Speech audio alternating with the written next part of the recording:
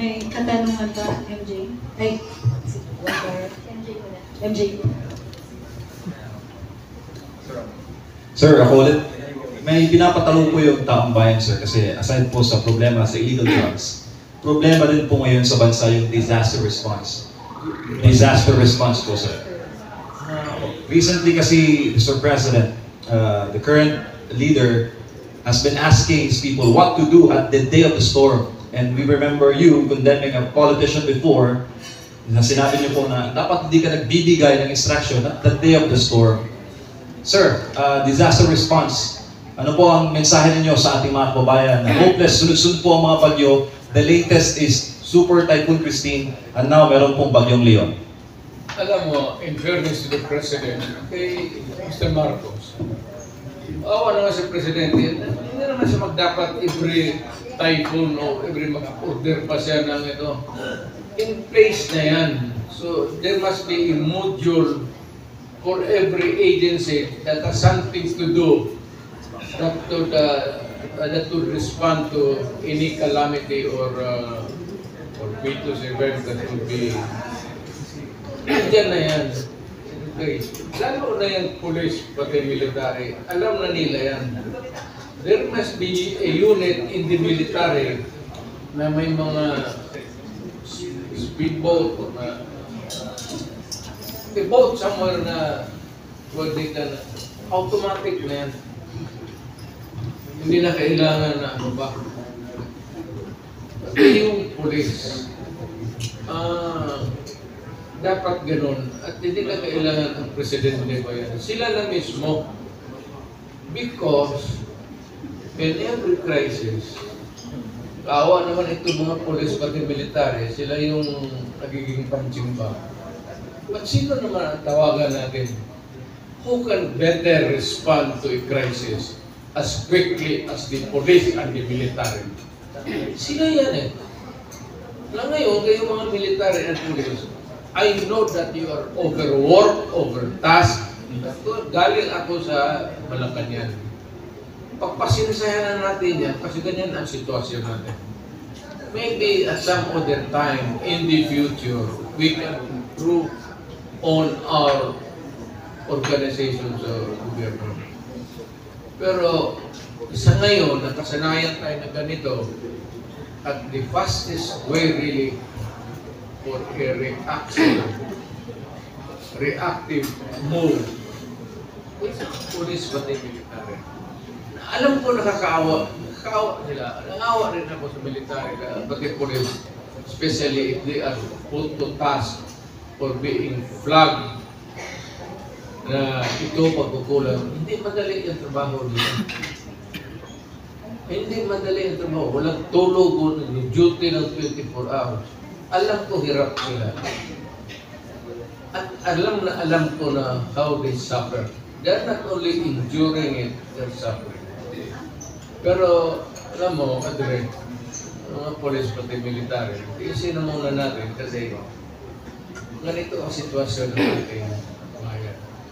Maybe, in the fullness of God's time, pagka nagkaroon tayo ng kunting improvement sa economy, pera, and we can elect more progressive leaders at the local level, maybe things would improve along the way, but it would take time.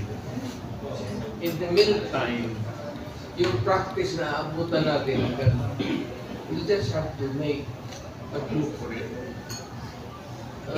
Masama man pakinggan, pero pagpasinsay muna natin kasi yun talaga. Next question, Marlon. Mr. President, bihit lang ako ng konti sa campaign, sa election. Gaano ka-importante itong nalalapit na midterm elections at bakit kailangan ko iboto yung mga kandidatong i-endorse niya? Alam mo, I hate to ayaw kong sabihin na marami rin akong pakutangan ng loob, tumulong sa akin. gusto ko sana mag-neutral na muna. Allow people to. Kasi gusto kong udyukin yung tao na mamili kayo ng mga kandidato who are really ano itong tatakbo ng bayan, siyudad. Parang hindi gusto rin ito, parang hotel management yan. It's really actually management. Paano mo i-manage yung business dito, yung police dito. It's a huge task, but it's a management thing. Kung maaari sana, ayaw ko naman i-discredit yung mga politicians because they are, ayaw mo sa hindi.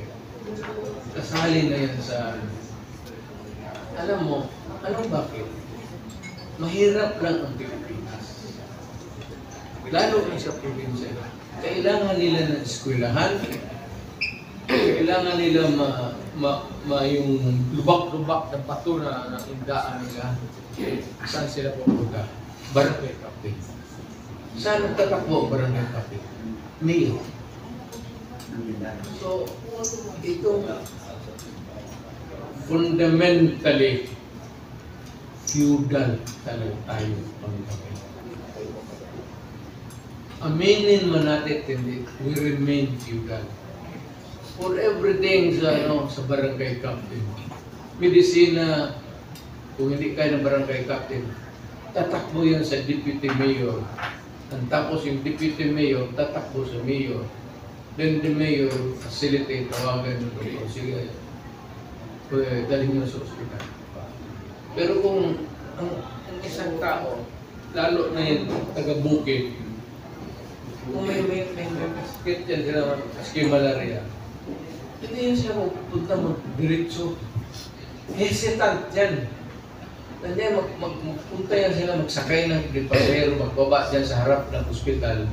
Minsan, mag-upo lang yan, mag-isip kung paano lalapit doon sa desk o sa information at mapagsabi na meron kaming pasyente.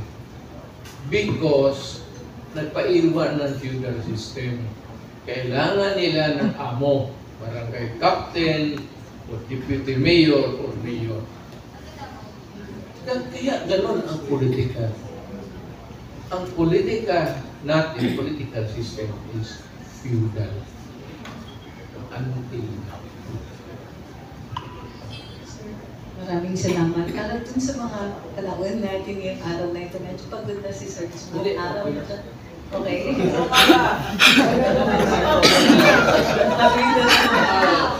Alauna siguro.